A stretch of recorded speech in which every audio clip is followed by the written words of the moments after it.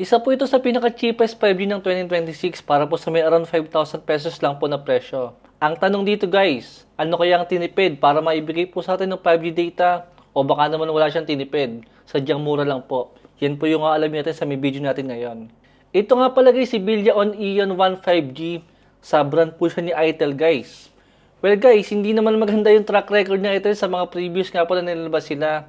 Dahil even po yung Bilia-on V50s nila, sablay po yung smartphone na yun para sa akin. Then ngayon po, itong Ion 1 5G naman. Para po sa may display niya, buti naman kahit pa paano po guys is naka-punctual po yung kanyang display. Ang kaso ang laki lang po ng front selfie camera niya. Meron po siyang 6.67 inches IPS LCD display na meron pong 120Hz sa refresh rate. Well guys, para po sa akin, para po sa may kulang 6,000 pesos, I think okay naman po yung kanyang display. Considering nga po na meron din po mga smartphone ngayon na hindi naman naka 5G, pero mas mahal yung presyo, pero naka third of notch pa. Sa camera po niya, meron po siyang 8 megapixel na single camera lang, with 5 megapixel po na front selfie camera. Well guys, on the spot para sa akin, sablay po yung camera niya. Dahil unang-unang baba po ng megapixel niya, tapos hindi pa ganun kaganda yung kanyang quality. Siguro naman guys, marami sa atin is hindi po bibili ng ganitong klase ng smartphone kung camera po yung mahalaga sa atin. Dahil hindi po talaga maganda yung mga camera ngayon dito po sa mga entry level. Pero syempre hindi naman po lahat. Isang problema lang po ng smartphone na to is naka 5,000 mAh lang po yung battery niya. Habang karamihan po ng smartphone ngayon 2026 is nasa mga lagpas 6,000 mAh na po yung battery. Pero itong si Itel, mukhang tinipid po niya sa may battery ito. Dahil para po sa may 3 hours na gaming, is 62% po yung nagbawas sa kanya. Pero para po sa may performance, hindi po ganun kaganda guys. Dahil bitin po talaga yung kanyang RAM na 4GB RAM lang. Dahil para po sa isang oras sa Call of Duty Mobile, medyo madalas po yung FPS drop sa kanya habang naglalaro nga po. Take note, naka-medium lang po yung graphics niyan. Kailan lang po yung 4GB RAM ay medyo sapat na po sa mga games. Pero ngayon po, wala guys, hirap na po talagang 4GB RAM para makakuha po tayo ng smooth nga po na gameplay. Actually, hindi lang naman po basta RAM ang problema niyan. Dahil meron po mga RAM na mabilis po siya, pero may mga RAM po na mababagal. Samahan pa nga po guys ang mabagal na storage. Dahil ang laking factor din po sa may gaming pagka po mabagal yung storage natin at mabagal po yung type ng RAM na nakalagay sa may smartphone natin. Dahil sa storage po, meron mga naka-UFS at meron po mga naka-eMMC2 lang. At feeling ko, ito pong si Ion 1 5G is hindi po ito naka-UFS kaya po ang bagal niya. Guys, nung nakita ko po yung smartphone na to, on the spot guys, sa totoo lang ayokong gawa ng review to.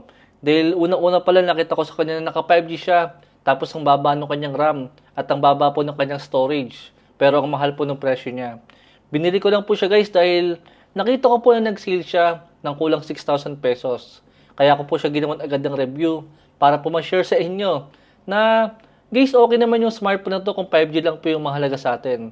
Pero guys, kung yung mahalaga po sa inyo yung ibang specs, tulad po ng camera, ng performance, or even po ng battery, I think hindi po para sa inyo yung smartphone na to. Guys, medyo malakas po siyang malobat even po sa may Mobile Legends. Isipin mo 66%, naging 26% na lang po yung battery niya para po sa may 2 hours na gaming.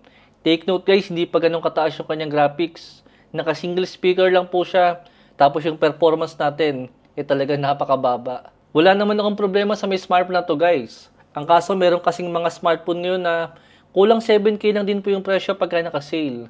Pero naka 5G na po tayo, mas malaki yung battery at mas mataas po yung storage at mas mataas po yung megapixel ng camera.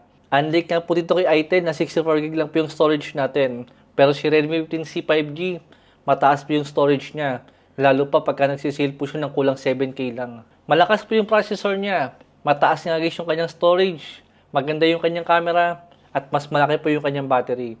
Siguro kung bibili lang din po ako ng smartphone sa may around 5,000 to 6,000 na presyo, guys, isasakripisyo ko na po yung 5G po na nandito sa Bilia-on at mas pipiliin ko po yung better camera at mas malaking storage po na nasa Infinix Smart 20 or si Oppo A6X.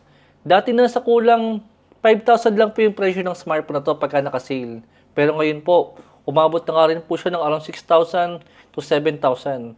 Pero yung specs po niya, mas maganda pa rin po yung combination niyan compare po kay Itel. Pero kung 5G po talaga yung mahalaga sa inyo, sige guys, okay lang naman si Itel. Ang kaso talaga magsasakripisyo po tayo sa ibang specs nga po yun na mahalaga din.